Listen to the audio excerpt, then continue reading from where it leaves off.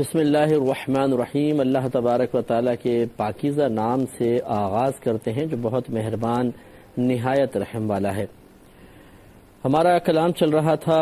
باب امام بخاری رحمۃ اللہ علیہ نے قائم کیا تھا کہ بابو کیفا یقبض العلم، اس بات کا باب کہ علم کو کیسے اٹھایا جائے گا۔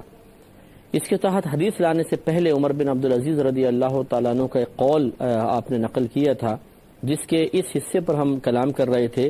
کہ عمر بن عبدالعزیز رضی اللہ تعالیٰ عنہ نے ابو بکر بن حزم رضی اللہ تعالیٰ عنہ کو ایک مکتوب لکھا، جس میں یہ بات بھی لکھی اور علم کو پھیلاؤ اور مجلس سے علم منعقد کرو، حتیٰ کہ جس کو علم نہیں اس کو تعلیم حاصل ہو جائے یا اس کو تعلیم دے دی جائے۔ تو علم کی ترویج کے لیے ایک حاکم اسلام کوشش کر رہا ہے اور مکتوب لکھ رہا ہے کہ زیادہ سے زیادہ علم کی مجالس منعقد کی جائیں۔ تو سابقہ ادوار اسی طرح علم کی ترقی، علم کی اہمیت کو سمجھتے ہوئے علم کی ترویج کے لیے کوشش کر رہے ہیں۔ وہ ادوار ایسے بزرگوں سے بھرے ہوئے ہیں کہ جو علم علم علم علم کے پیچھے مطلب بہت زیادہ انہوں نے کوششیں کی ہیں، حتیٰ کہ آپ دیکھیں کہ جتنے بھی انبیاء علیہ السلام دنیا میں تشریف لائے ان سب کا بنیادی مقصد تھا جہالت کا خاتمہ اور علم کو عام کرنا۔ لیکن آج کل کے دور میں جتنی بے رغبتی علم کے ساتھ ہے کسی چیز کے ساتھ نہیں ہے۔ جیسے میں نے مثال دی کہ ہر چیز کے لیے ہمارے پاس وقت موجود ہے، ہزارہا قسم کے رسومات پیدا کر لی ہیں، لیکن درس قرآن درس حدیث کا اہتمام کرتے ہوئے ہمیں پرابلم ہوتی ہے۔ ہونا یہ چاہیے کہ ہر مسجد کی کمیٹی اگر کوئی ہمیں سن رہا ہو، کاش وہ اپنا ذہن بنائے کہ وہ لازم کر دے مسجد کے امام پر یا خطیب پر کہ ویکلی ایک درس قرآن کرنا ہے، ایک درس حدیث کرنا ہے۔ تو پھر بچے حدیث سیکھیں گے، لوگ قرآن سیکھیں گے۔ اسی طریقے سے کاش ہر گھر کے اندر درس قرآن درس حدیث سٹارٹ ہو جائے، جیسے کہ حضرت عمر بن عبدالعزیز رضی اللہ تعالیٰ عنہ کی بھی خواہش تھی۔ تو ایسا نہیں ہے کہ یہ علم اسی دور کے ساتھ تھا اور بعد میں اس علم کی اہمیت ختم ہو گئی، یہ تو قیامت تک باقی رہنے والے علوم ہیں جن کا سیکھنا لازم ہے۔ اس لیے اہتمام ہر گھر کے اندر ہونا چاہیے، ہر مسجد کے اندر ہونا چاہیے۔ لیکن اب المیہ یہ ہے کہ ایک تو ہمارے ہاں سستی ہے، کرنے والے ہمت نہیں کرتے ہیں،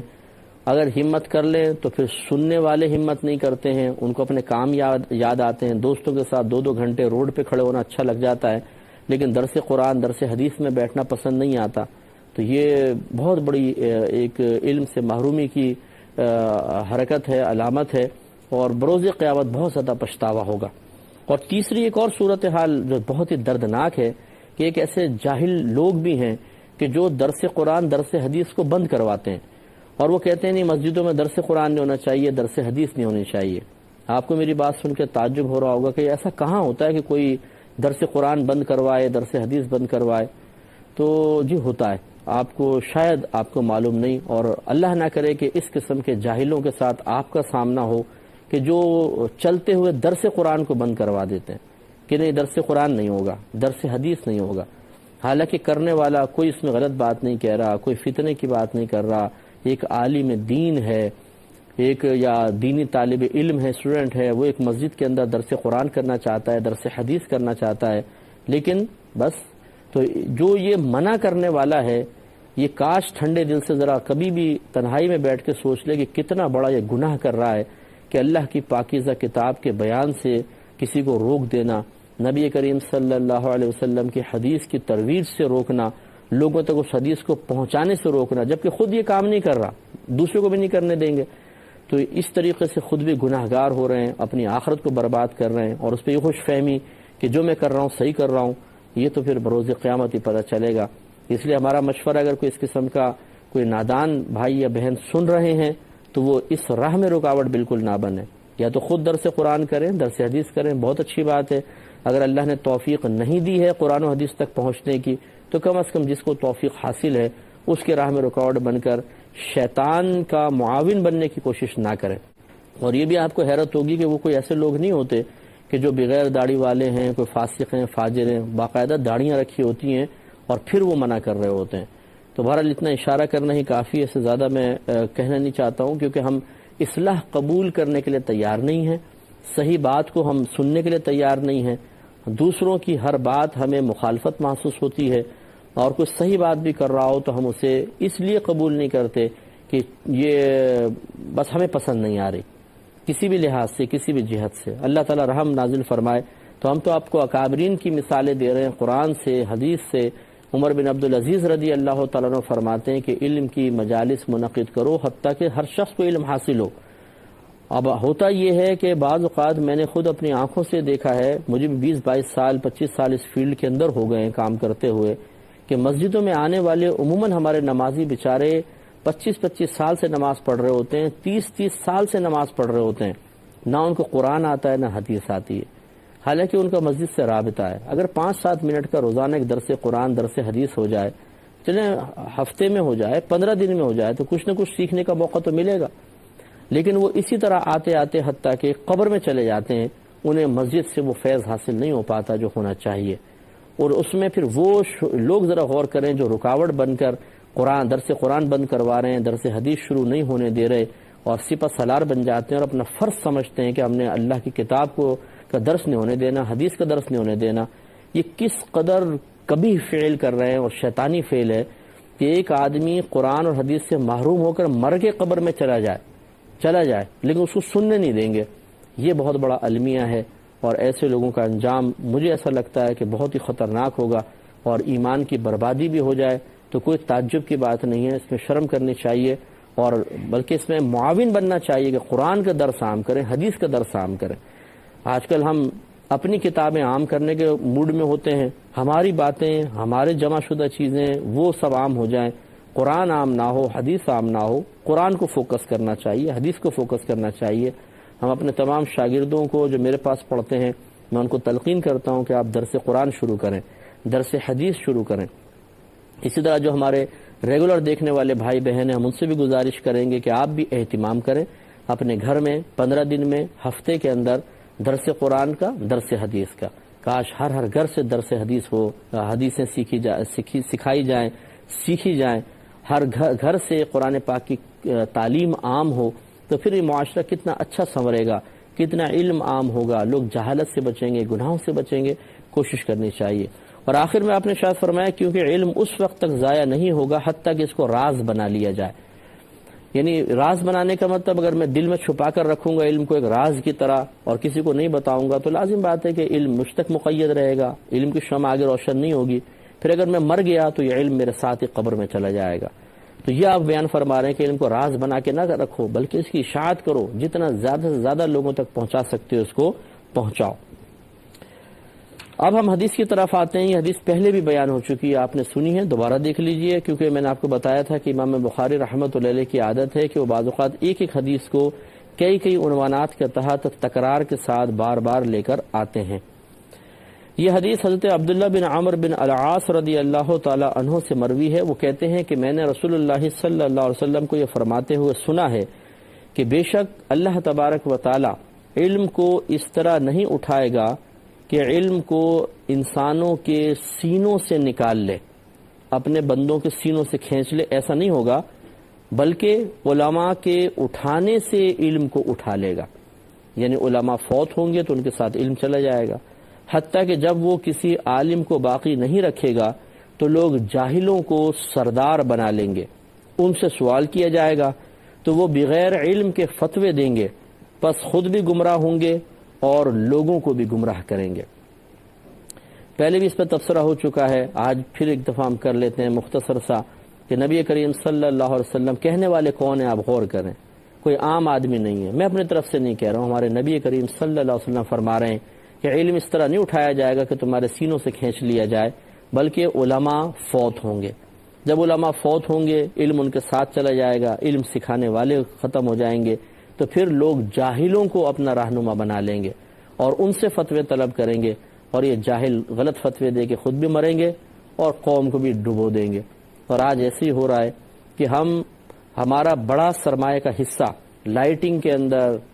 دیگیں پکانے کے اندر، نمود و نمائش کے اندر، شادی بیاہوں کے اندر، فضولیات کے اندر خرچ ہو رہا ہے، لیکن عالم بنانے کے لیے، مفتیان کرام تیار کرنے کے لیے ہماری جیب سے پیسہ نہیں نکلتا ہے۔ آپ کے نبی ارشاد فرما رہے ہیں کہ اگر تم ایسا نہیں کرو گے، عالم جلدی فوت ہوں گے، ان کی جگہ لینے والا کوئی نہیں ہوگا، تو جاہل رہنما بنیں گے، خود بھی ہلاک ہوں گے، دوسروں کو ہلاک کریں گے۔ اس کا مطلب یہ ہے کہ جو ہمارے مخیر حضرات صحیح مقام پر خصوصاً علماء تیار کرنے کے لیے پیسہ خرچ نہیں کریں گے، تو وہ بھی اس جہالت کے عذاب سے اپنے آپ کو نہیں بچا سکتے. یہ عذاب ان کی طرف بھی متوجہ ہوگا اور ایک دن آئے گا کہ یہ نہیں تو ان کی نسلیں اسی عذاب میں مبتلا ہو جائیں گی. تو میں چونکہ ایک مفتی کی حیثیت سے کام کر رہا ہوں، آپ یقین کریں کہ ہزاروں ہمارے پاس ایسی میلز، ایسے خطوط آتے ہیں کہ جن میں گھروں میں کم علمی کی بنا پر زنا ہو رہے ہیں، گناہ ہو رہے ہیں، 3 طلاقوں کے بعد ساتھ رہ رہے ہیں اور بس چل رہا ہے معاملہ. خلا ہوتا نہیں ہے، بعض اوقات خلا لے کر دوسری شادیاں کر لیتی ہیں عورتیں، یعنی پہلے کی منکوحہ ہیں لیکن دوسری شادی کر کے دوسرے شخص کے ساتھ رہ رہی ہیں. یہ زنا ہے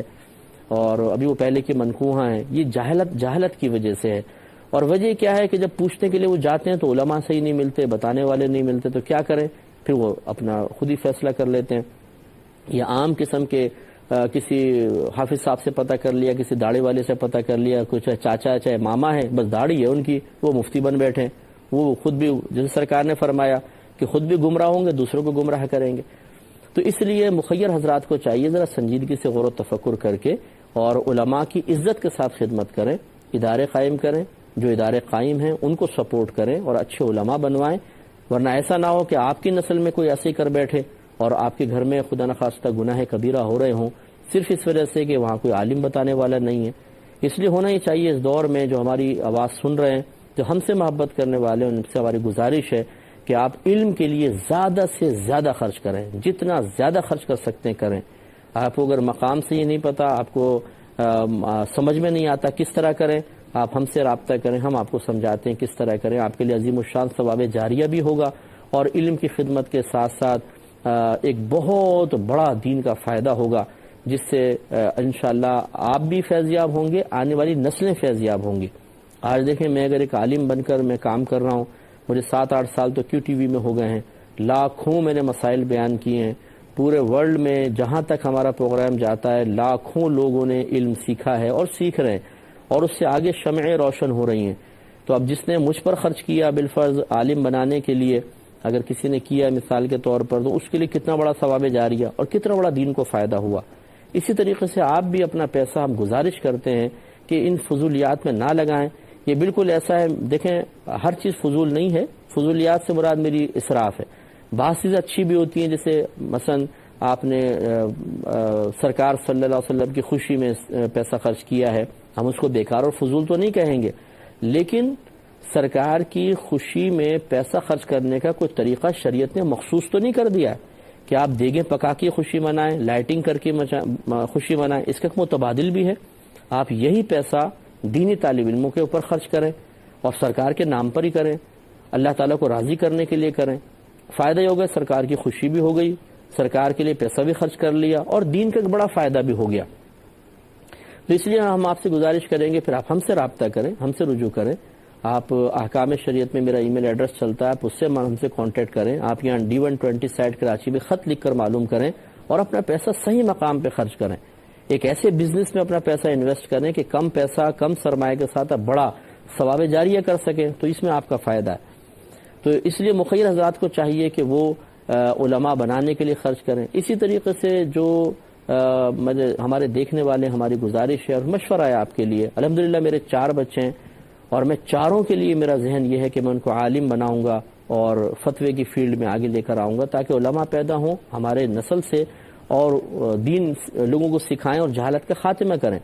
تو آپ بھی تھوڑا سا اپنا ذہن بنائیں کہ اپنے خاندان میں سے ایک لڑکا یا ایک لڑکی کو عالم، عالمہ، مفتی، مفتیہ بنائیں اور اس کو معاشرے کا اچھا حصہ بنائیں تاکہ اس طرح علم عام ہو اور جاہل مسلط ہو کر قوم کا بیڑا غرق نہ کریں. تو افرادی قوت فراہم کرنا آپ کی ذمہ داری ہے، بلکہ خود اپنے آپ کو پیش کریں. اگر آپ ان میرڈ ہیں تو یہ نہ سوچیں اچھا جب بچے پیدا ہوں گے تو حوالے کریں گے، بلکہ آپ خود آگے آئیں اور مشورہ کریں کہ کس طریقے سے میں علم سیکھ کر اور بڑے پیمانے پر علم سکھانے کا اہل ہو سکتا ہوں اور کس طرح ہو سکتا ہوں. تو آپ بھی ہو سکتے ہیں اور بالکل آپ علم کو بہت اچھے انداز سے سکھا سکتے ہیں، بس آگے بڑھنے کی ضرورت ہے، کوشش کرنے کی ضرورت ہے. تو اس طرح افرادی قوت فراہم کرنا بھی آپ کی ذمہ داری ہے. ہم اپنی ذمہ داری محسوس کریں تو اس طریقے سے پھر افراد تیار ہوں گے. اور ورنہ پھر آپ یہ دیکھیں جیسے سرکار نے فرمایا ایسا ہو رہا ہے کہ بہت سے آستانے ایسے ہیں بڑی معذرت کے ساتھ جس پہ جاہل پیر مسلط ہیں. وہ پیر صاحب نہ خود نماز پڑھتے ہیں، داڑھی وہ نہیں رکھتے ہیں، چرسیں پیتے ہیں، کتے لڑوا رہے ہیں، ریچھ لڑوا رہے ہیں، بے پردہ عورتیں سامنے بیٹھی ہوئی ہیں اور تصویریں بڑی بڑی لگا رکھی ہیں، بات بات پہ گالیاں زبان سے نکل رہی ہیں، جس کو وہ اس کو بھی کہتے ہیں یہ معرفت سے بھرپور کلام ہے، تم لوگ نہیں سمجھو گے یہ کیا ہے،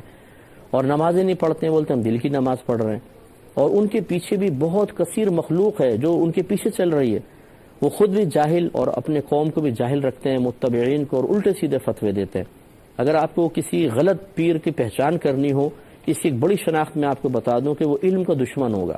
وہ آپ کو کسی عالم کے پاس نہیں جانے دے گا، اگر آپ جانا چاہیں گے وہ ایسی قیودات آپ کے سامنے رکھ دے گا کہ آپ کسی عالم کے پاس نہ جائیں، باقاعدہ علم نہ سیکھیں، وہ آپ کو علم سیکھنے سے ڈرائے گا، قرآن تمہیں سمجھ میں نہیں آ سکتا، حدیث تمہیں سمجھ میں نہیں آ سکتی ہے، نہ سیکھو، بس جو ہم کہہ رہے ہیں اس پر عمل کرو، اور علماء کے پاس مت بیٹھو، یہ ذہن خراب کر دیتے ہیں، یہ تو علماء ظاہر ہیں، ان کو کیا پتا علم باطن کیا ہوتا ہے۔ اس طرح اپنے متبعین کو ہمیشہ جاہل رکھ کر وہ حکومت کرتے ہیں۔ تو جو جاہل آدمی ہوتا ہے وہ جاہل کو جاہل رکھ کر ہی حکومت کر سکتا ہے، اگر جاہل عالم بن جائے گا تو یقینی سی بات ہے کہ اس کی حکومت چلی جائے گی۔ اس لیے بہت سارے آپ کو اطراف میں ایسے لوگ بھی نظر آئیں گے جو اپنے متبعین کو بہت زیادہ علم کے قریب جانے سے روکتے ہیں اور ان کو جاہل رکھنا ہی پسند کرتے ہیں، کیونکہ ان کو پتا ہے کہ ہماری بقا اس قوم کو جاہل رکھنے میں ہے۔ جس دن یہ عالم بن گئی اس دن شعور بیدار ہوگا، اس دن یہ سوچیں گے، اس دن ان کے اندر براہ راست قرآن و حدیث کی تعلیم سے اکتساب کا ملکہ اور صلاحیت پیدا ہوگی، اور اس دن کا